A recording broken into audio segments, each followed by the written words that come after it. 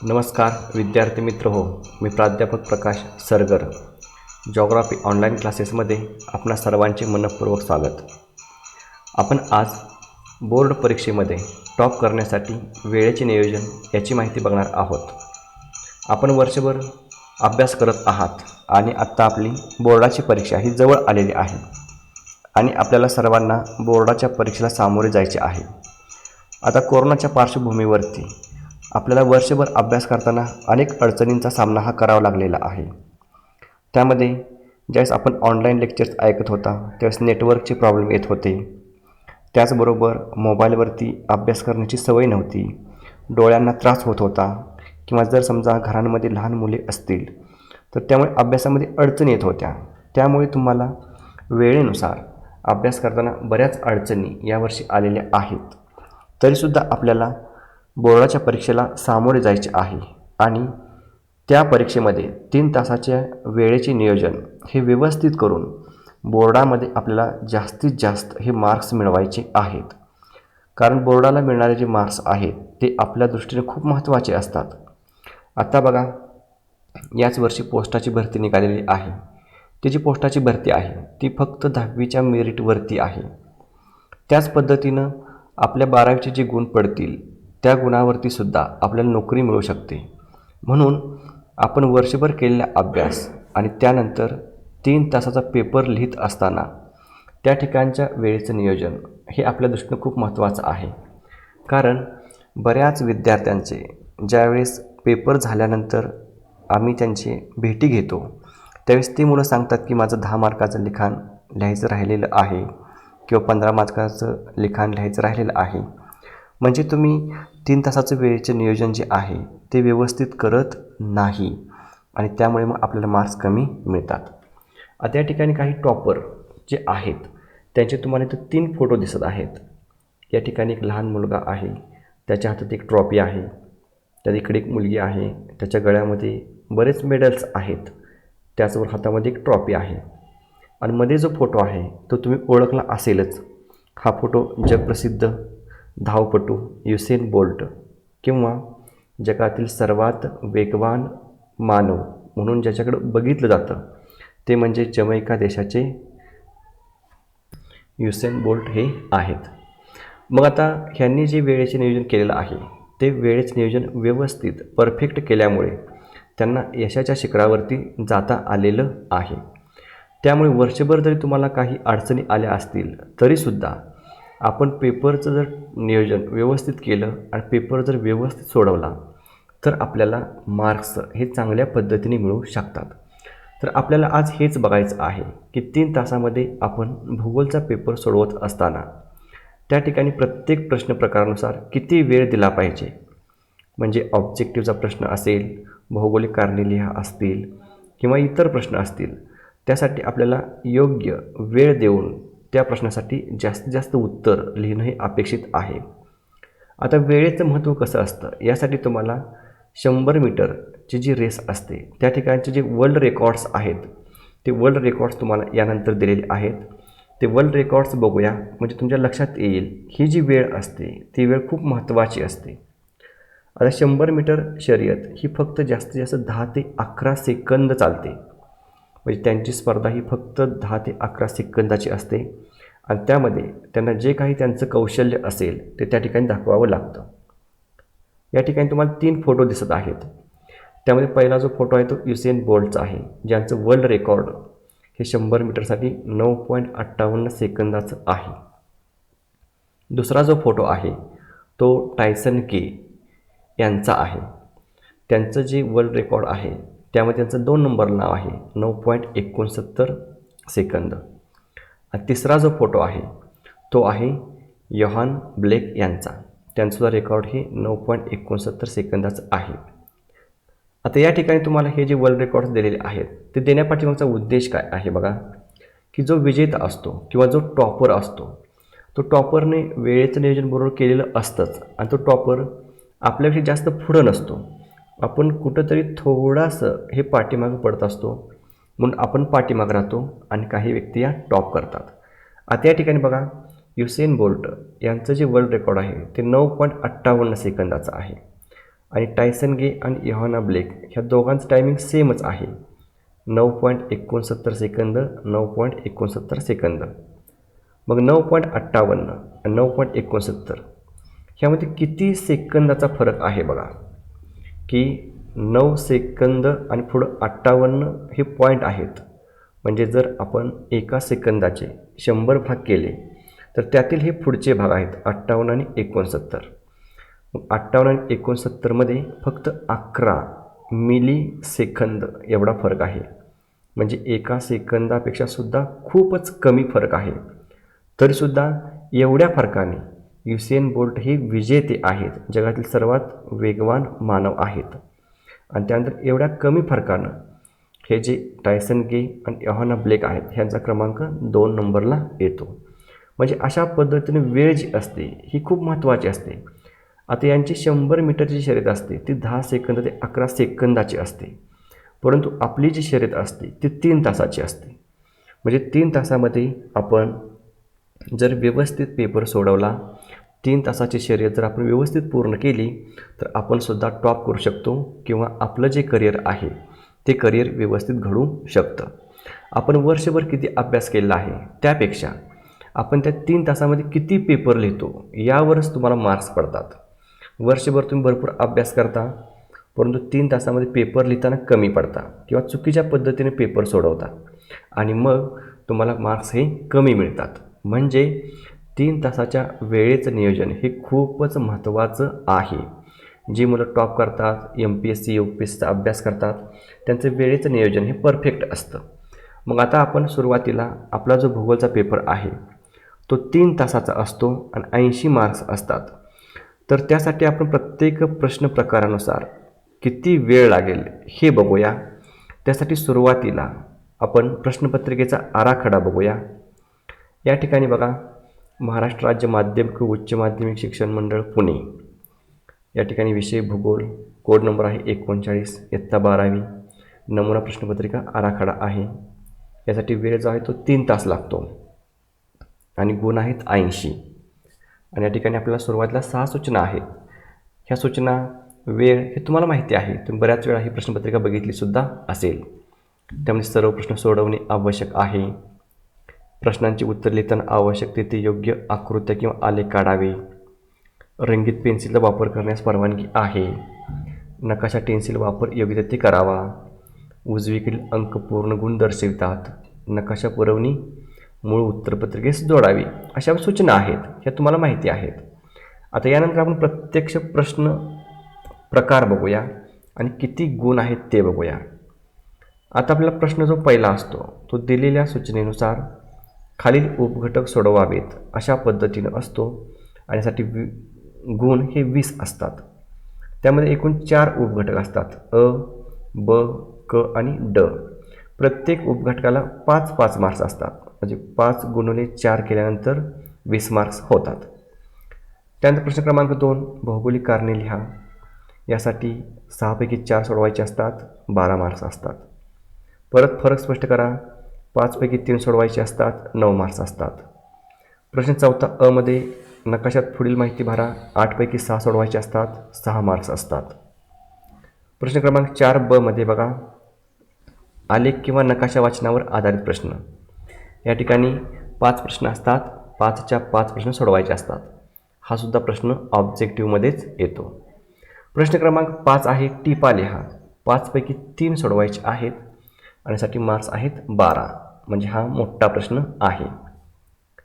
प्रश्न क्रमांक 6 अ मध्ये उतार्याचे वाचन करून प्रश्नांची उत्तरे लिहा. 4 प्रश्न असतात, एका प्रश्नाला 1 मार्क्स असतो. अशी एकूण 4 मार्क्स यासाठी आहेत. प्रश्न 6 आ मध्ये आकृती काढून नावे द्या. 3 पैकी 2 सोडवायचे असतात, त्यासाठी 4 मार्क्स आहेत. आणि सगळ्यात शेवटी प्रश्न क्रमांक 7 सविस्तर उत्तरे लिहा. 2 पैकी 1 सोडवायचा असतो आणि 8 मार्क्स असतात. आता आपण किती मार्क्स आहेत प्रत्येक प्रश्नाला हे बघितलं आहे. एकूण आपल्याला 7 प्रश्न आहेत आणि जे गुण आहेत ते 80 गुण आहेत आणि जी वेळ आहे ती 3 तासाची आहे. आता आपल्याला प्रत्यक्ष 3 तासामध्ये ह्या सर्व प्रश्नांची विभागणी करायची आहे. मग आता आपण सुरुवातीला काय करूया, तर गुण 80 आहेत, वेळ 3 तास आहे. यावरून गुण 80 यासाठी वेळ 3 तास म्हणजे आपल्याकडे 180 मिनिटे एवढा वेळ असतो आणि 180 मिनिटामध्ये आपल्याला पूर्ण पेपर हा सोडवायचा असतो. आता तुम्हाला 3 तास म्हणजे 180 मिनटं कळालं असेल, कारण एका तासामध्ये 60 मिनटं असतात. 60 गुणिले 3 केल्यानंतर बरोबर 6 18 180 मिनटं होतात. आता यानंतर ह्या 180 मिनटापैकी आपण ज्यावेळेस 3 तासात पेपर सोडवतो त्यावेळेस शेवटची जी 10 मिनटं असतात पेपर जमा करायच्या अगोदर, त्या 10 मिनटामध्ये पेपरचा आपल्याला आढावा घ्यावा लागतो. म्हणजे त्या ठिकाणी आपल्याला लिखाण करून चालत नाही. एखादा प्रश्न आपला पाठीमागे राहिलेला आहे का, त्यानंतर कुठं अंडरलाईन करायची आहे का, हे आपल्याला बघावं लागतं. त्यासाठी 180 मिनटामध्ये शेवटची 10 मिनटे हा पेपरचा आढावा घेण्यासाठी जातो. त्यानंतर शिल्लक राहतात आपल्याला किती, 180मधील 10 गेले म्हणजे 170 मिनटं हे प्रत्यक्ष आपल्याला लिखाणासाठी मिळतात. म्हणजे 80 गुणासाठी प्रत्यक्ष लिखाण करण्यासाठी 170 मिनटे वेळ उपलब्ध असतो. मग आता 80 गुणासाठी 170 मिनटे वेळ असेल तर आपल्याला एका गुणासाठी किती वेळ लागेल हे काढावं लागेल.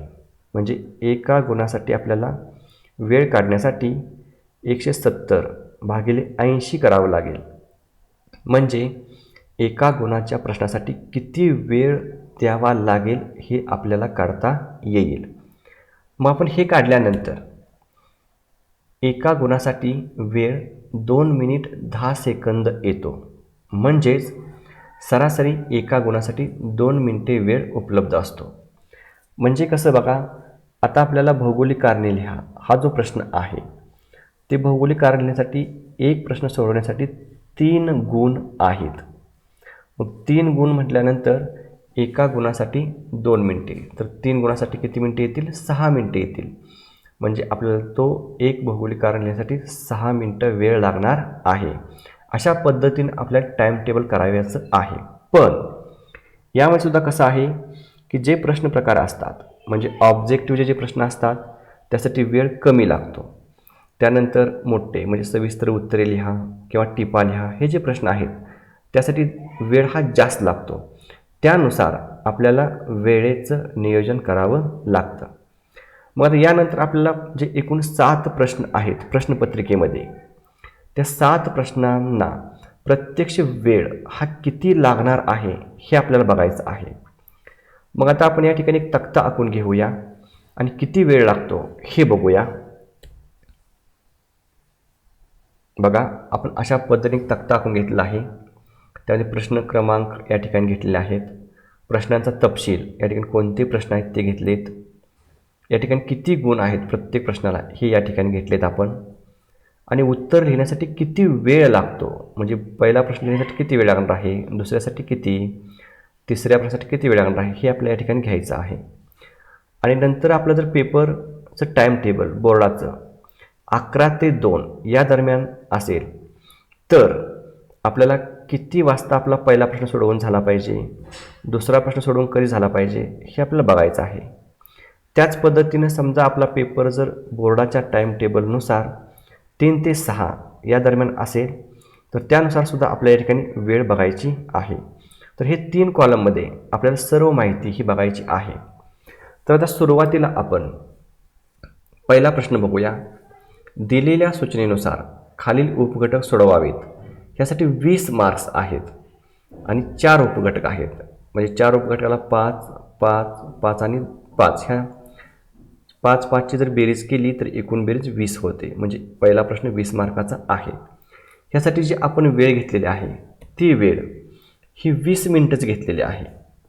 म्हणजे आपण पाठीमागे कॅल्क्युलेशन केलं होतं की जर आपला एका गुणासाठी आपल्याला 2 मिनटं वेळ लागणार आहे, म्हणजे 20 गुणासाठी आपल्याला सर्वसाधारणपणे 40 मिनटं वेळ लागेल.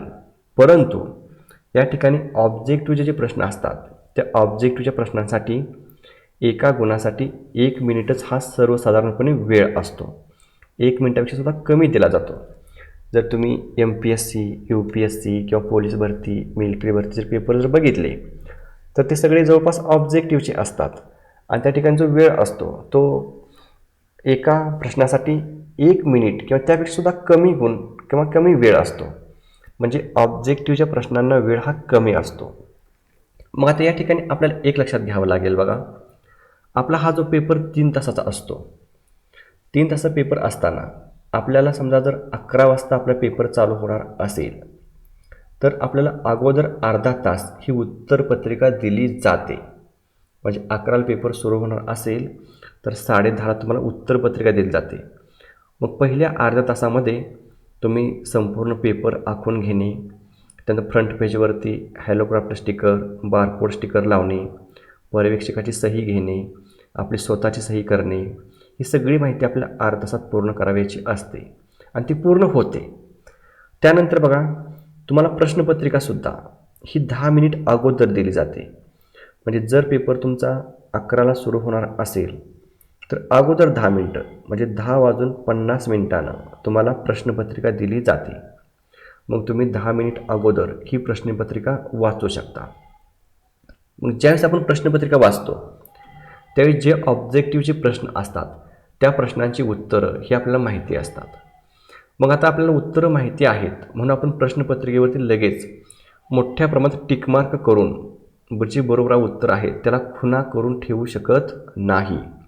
कारण प्रश्नपत्रिकेवरती बोर्डाच्या नियमानुसार कसलेही टिकमार्क करता येत नाही किंवा काहीही लिहिता येत नाही.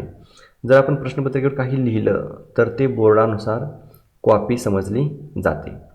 तरीसुद्धा आपण काय करायचं आहे की सुरुवातीच्या 10 मिनिटामध्ये जे काही ऑब्जेक्टिव्हचे प्रश्न असतील त्यांची जी उत्तरं आहेत त्यांना एखादा बारीक डॉट काढून ठेवायचा. म्हणजे बरोबर उत्तर असेल ते सुरुवातीला, शेवटी, खाली, वर, जे फक्त आपल्यालाच दिसेल, इतर पर्यवेक्षक किंवा इतर मुलांना कळणार नाही असा छोटासा टिंब काढायचा आहे. म्हणजे बरोबर उत्तराला जर तुम्ही टिंब करून ठेवले तर ज्यावेळेस लगेच 11ला पेपर स्टार्ट होईल त्यावेळेस तुम्ही लगेच उत्तर बरोबर लिहू शकता. म्हणजे तुमची गडबड होणार नाही, गोंधळ होणार नाही.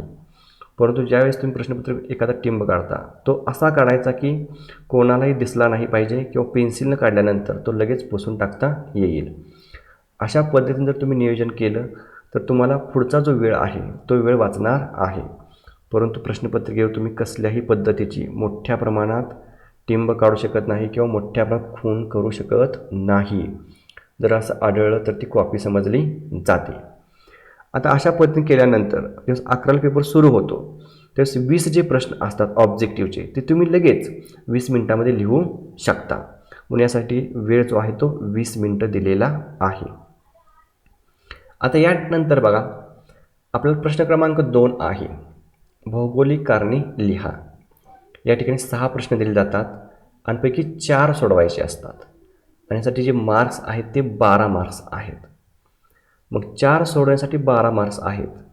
म्हणजे आपल्याला एक भौगोलिक कारण लिहिण्यासाठी 3 मार्क्स असतात. असे 3-3 मार्काचे आपल्याला एकूण 4 प्रश्न हे भौगोलिक कारणे लिहामध्ये सोडवायचे आहेत. मग यासाठी जो वेळ घेतलेला आहे तो वेळ 30 मिनिटांचा घेतलेला आहे. मग 30 मिनिटांचा का घेतला आहे? कारण तुम्हाला सुरुवातीला ऑब्जेक्टिव्हचे प्रश्न लिहिल्यानंतर उत्तर लिहिण्यासाठी लगेच गती प्राप्त झालेली नसते, हाताला लगेच लिहिण्याचा वेग आलेला नसतो आणि म्हणून वेग येईपर्यंत तुम्हाला थोडासा वेळ हा जास्त लागतो. म्हणून भौगोलिक कारणे लिहा यासाठी थोडासा वेळ जास्त घेतलेला आहे. आणि भौगोलिक कारणे लिहा याचं उत्तरसुद्धा तुम्हाला व्यवस्थित लिहावं लागतं. का? कारण तुम्ही सुरुवातीला या ठिकाणी मोठे उत्तर लिहिण्यास सुरुवात केली असते. या ठिकाणी तुमचं इम्प्रेशन हे जे पेपर तपासतात त्यांच्यावर पडत असतं. त्यामुळे तुम्ही या ठिकाणी भौगोलिक कारणे लिहा ही व्यवस्थित लिहिणं खूप गरजेचं असतं.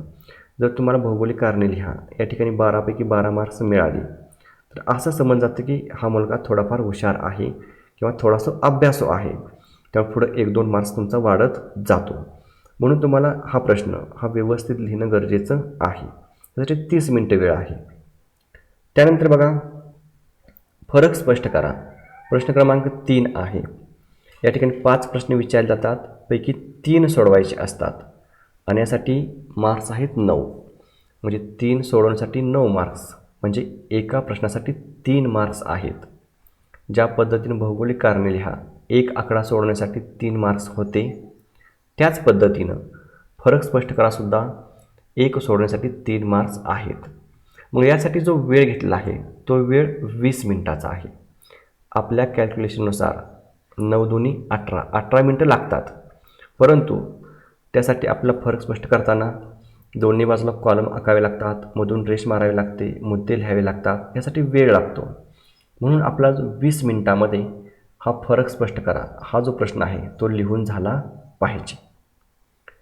त्यानंतर प्रश्न क्रमांक 4 अ आणि ब असतो. प्रश्न क्रमांक 4 अ आहे, नकाशात पुढील माहिती भरा, 8 पैकी 6 आणि 6 सोडवायचे असतात. आता या ठिकाणी तुम्हाला एक जगाचा नकाशा आराखडा दिला जातो आणि त्यामध्ये एकूण 8 घटक हे विचारले जातात, 6 सोडवायचे असतात.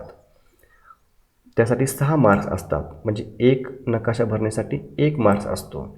पण या ठिकाणी नकाशा भरत असताना तुम्ही 8 पैकी 8 सोडवायचे आहेत.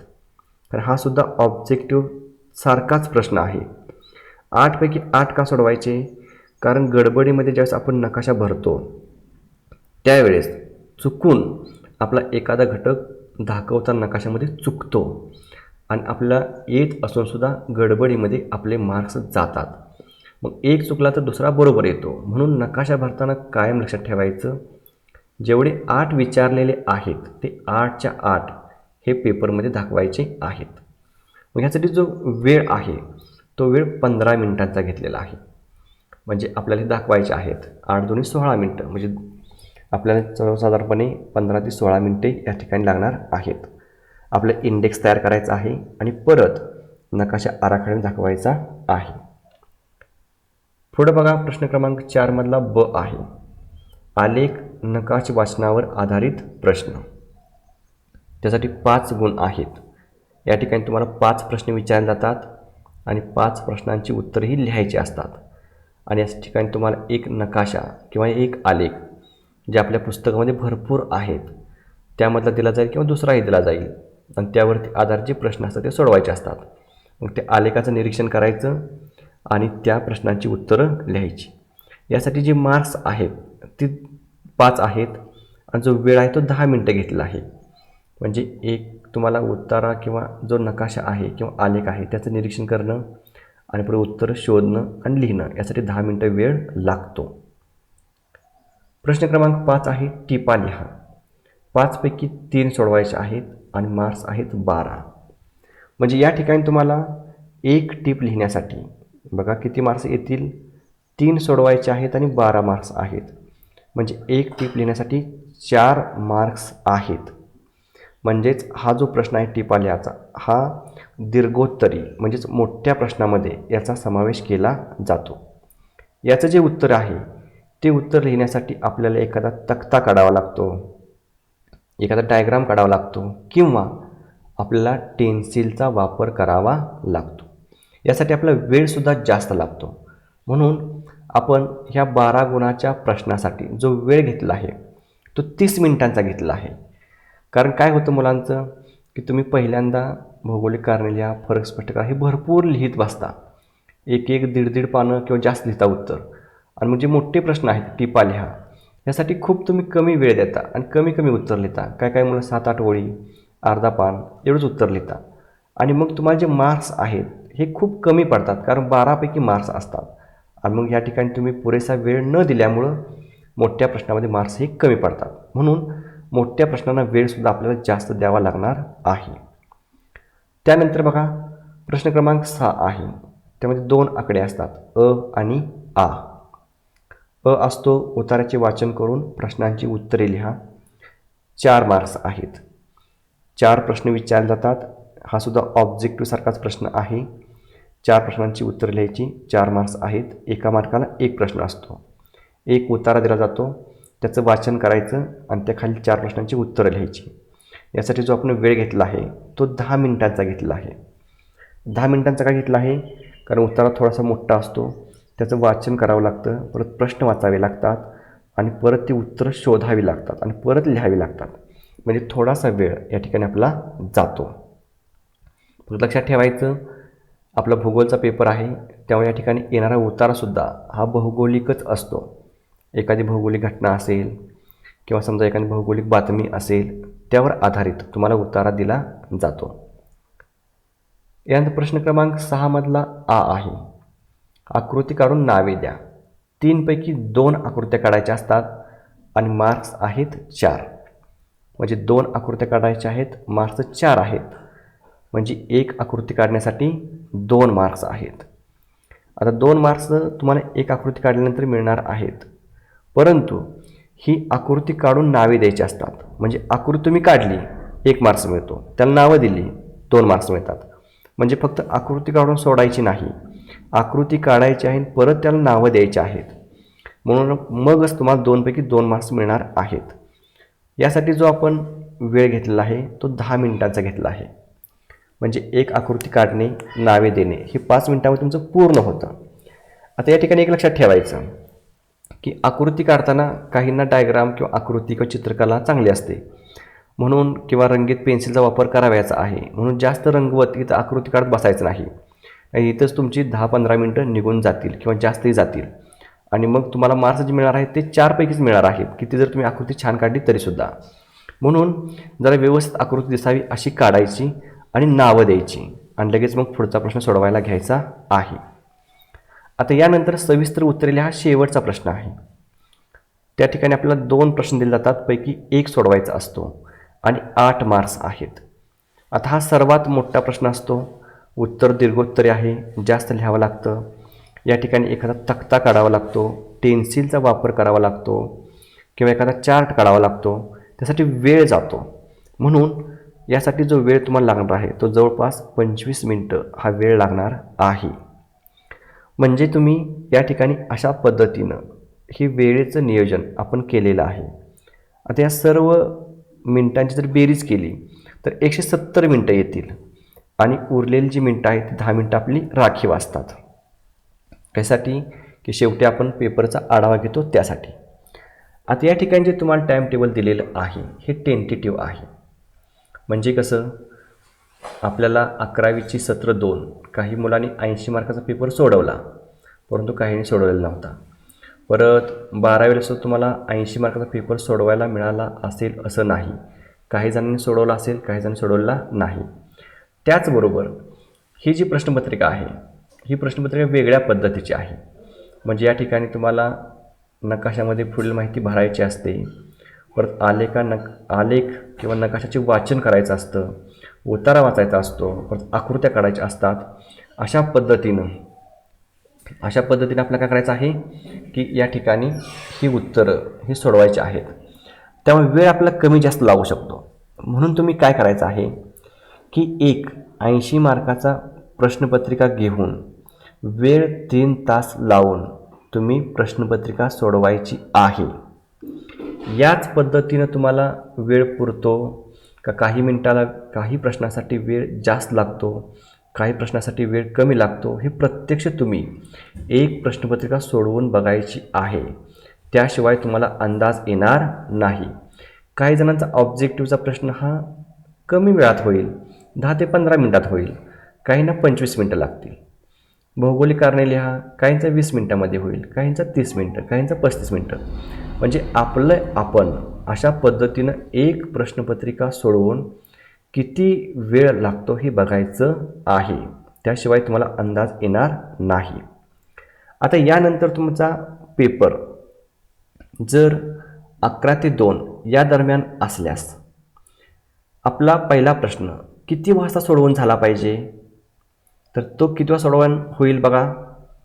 11ला पेपर स्टार्ट झाला तर 11पासून आपल्याला 20 मिनटं हा पहिला प्रश्न सोडवायसाठी लागणार आहे. म्हणजे 11:20 आपला पहिला प्रश्न सोडवून झाला पाहिजे. बघा या ठिकाणी तुम्हाला ते सुद्धा टाईम मी दिलेलं आहे, म्हणजे काहींचा गोंधळ होतो. मग आता 11:20 आपला पहिला प्रश्न झाला पाहिजे. त्यानंतर पुढं आपल्याला भौगोलिक कारणे लिहासाठी 30 मिनटं लागणार आहेत. म्हणजेच आपला भौगोलिक कारणे लिहा हा प्रश्न पुढं 11:50 हा लिहून पूर्ण पाहिजे. त्यानंतर आपल्याला फरक स्पष्ट करायला लिहिण्यासाठी किती वेळ लागणार आहे, 20 मिनटं लागणार आहे. यामध्ये 20 मिनटं वाढवायची म्हणजे किती वेळ येईल, 12:10 तुमचा फरक स्पष्ट करा हा प्रश्न सोडवून झाला पाहिजे. त्यानंतर बघा प्रश्न क्रमांक 4 ह्यासाठी 15 मिनटं वेळ लागणार आहेत. हा कधी झाला पाहिजे, 12:25 झाला पाहिजे. त्यानंतर प्रश्न क्रमांक 4ब हा काय झाला पाहिजे 12:35 झाला पाहिजे. त्यानंतर टिपा लिहा, यासाठी 30 मिनिटे वेळ लागणार आहे, जास्त वेळ लागणार आहे. मग हा जो प्रश्न आहे तो प्रश्न 1:05 सोडवून झाला पाहिजे. त्यानंतर पुढं आपल्याला उतार्यावर आधारित प्रश्न आहेत, त्यासाठी 10 मिनिटं वेळ लागणार आहे. मग पुढं 10 मिनिटं 1:15 हा झाला पाहिजे. परत 10 मिनिटं वेळ आपल्या आकृत्या काढण्यासाठी लागणार आहे, म्हणजे 1:25 हा प्रश्न झाला पाहिजे. आणि शेवटचा प्रश्न लिहिण्यासाठी आपल्याला 25 मिनिटं वेळ लागणार आहे, म्हणजे 1:50 आपला पूर्ण पेपर हा सोडवून तयार झाला पाहिजे. आणि जे आपल्याला शेवटची 10 मिनिट असतात ते 10 मिनिट आपल्याला पेपरचा आढावा घेण्यासाठी असतात. म्हणजे आपल्याला बरोबर 2 वाजता हा पेपर जमा करावा लागतो.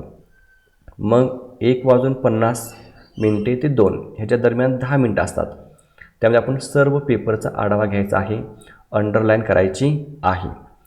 त्याच पद्धतीनं जर समजा आपला पेपर हा बोर्डाच्या टाईम टेबलमध्ये 3 ते 6 या वेळेदरम्यान असल्यास मग वेळेस आपलं पहिला प्रश्न कधी सोडवून होईल तर 3 पासून पुढं 20 मिनिटं, म्हणजे कधी येईल 3:20 पहिला प्रश्न सोडवून झाला पाहिजे.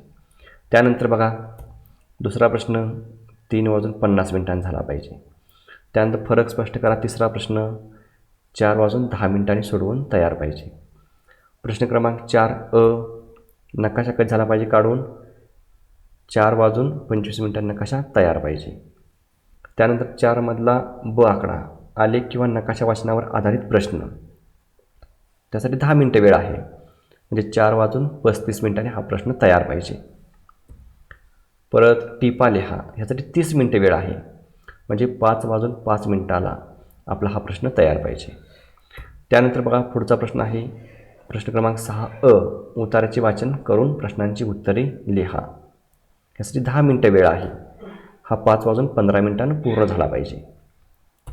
त्यानंतर 6मधला आ आकृत्या काढणे 5:25 तयार पाहिजे.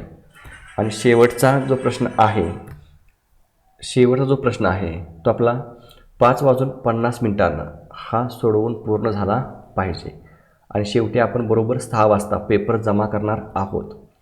मग यामध्ये आपल्याला 5:50 ते 6 जो 10 मिनिटाचा वेळ आहे त्यामध्ये आपण पेपरचा पूर्ण आढावा घ्यायचा आहे. उत्तर राहिलं आहे का, ऑब्जेक्टिव्हचा एखादा प्रश्न राहिला आहे का, अंडरलाईन करायचे आहे का, हे सर्व आपल्याला बघावं लागेल. अशा पद्धतीने तुम्हाला एक वेळेचं नियोजन हे 3 तासाचं करून दिलं आहे. आता हे खूप महत्त्वाचं आहे तुमच्या दृष्टिकोनातून, कारण तुम्ही वर्षभर किती अभ्यास करता यापेक्षा तुम्ही 3 तासामध्ये पेपर कसा सोडवता यावरच तुम्हाला मार्क्स मिळतात. काही मुलं अशी बघितली आम्ही की वर्षभर खूप अभ्यास करतात, परंतु त्यांचा लिखाणाचा सराव नसतो, पेपरमध्ये 3 तासाचं नियोजन नसतं. त्यामुळे मग काय करतात, जे छोटे प्रश्न आहेत उदाहरणार्थ भौगोलिक कारणे लिहा यासाठीच वेळ खूप घालवतात. 30 मिनिटं वेळ आहे तर ते तिथं 1 तास घालवतात. आणि मग पुढचे जे प्रश्न आहेत ते प्रश्न त्यांना लिहिता येत नाहीत. मग वर्षभर अभ्यास करूनसुद्धा मार्क्स खूप कमी पडतात.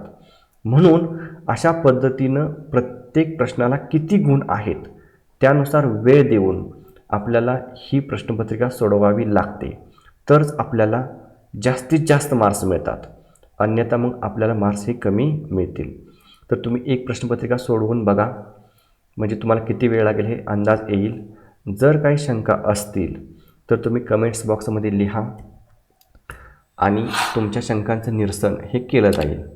आता आज आपण वेळेचं नियोजन बघितलं आहे. यानंतर तुम्हाला पुढच्या व्हिडिओमध्ये प्रत्यक्ष प्रश्नपत्रिका कशी सोडवली जाते, म्हणजे उत्तरपत्रिका कशी लिहिली जाते, ऑब्जेक्टिव्हचे प्रश्न कसे लिहिले पाहिजेत, भौगोलिक कारणे कसे लिहिले पाहिजेत, फरक स्पष्ट करा कसा लिहिला पाहिजे, किंवा सविस्तर उत्तरेला टेन्सिल कसं काढलं पाहिजे, यावर आधारित आपण पुढच्या व्हिडिओमध्ये माहिती घेणार आहोत. पुन्हा भेटू, तोपर्यंत नमस्कार.